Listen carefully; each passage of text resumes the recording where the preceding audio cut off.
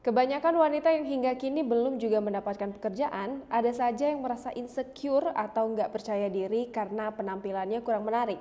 Namun berbeda dengan wanita satu ini yang justru mengklaim dirinya terlalu cantik menjadi penyebab dirinya sulit mendapatkan pekerjaan. Wah, masa sih iya mbak? Seseorang ditolak oleh perusahaan saat melamar pekerjaan biasanya karena dia dianggap tak cukup kompeten. Tapi tidak dengan wanita 34 tahun yang satu ini.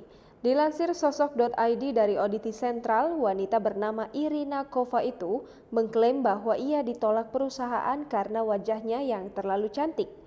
Wanita kelahiran Rusia itu mengaku penampilannya yang menarik justru membuatnya kesulitan mencari pekerjaan di London, Inggris.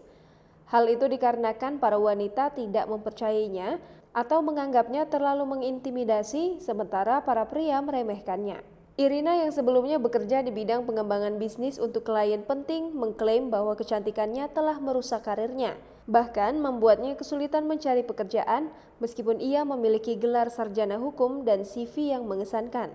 Irina mengatakan kepada tabloid Inggris The Sun bahwa daya tariknya justru mengeluarkan citra negatif selama proses perekrutan juga setelah ia diterima bekerja. Irina bahkan dipaksa mewarnai rambutnya dengan warna yang lebih gelap agar bisa terlihat profesional dan lolos perekrutan. Setelah lolos perekrutan pun Irina mengaku selalu dianggap remeh oleh atasannya. Setelah mendapatkan pekerjaan, Irina mengaku sering mendapat perlakuan tak menyenangkan dari atasannya. Salah satu atasannya bahkan menyuruhnya untuk berpenampilan lebih sederhana. Namun, Irina mengaku bahwa penampilannya itu terjadi secara alami karena fitur tubuhnya.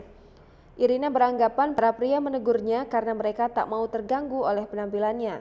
Karena pengalaman-pengalaman itu, Irina kini memutuskan untuk menjadi pengusaha retail. Dia menjual pakaian-pakaian bergaya vintage secara online.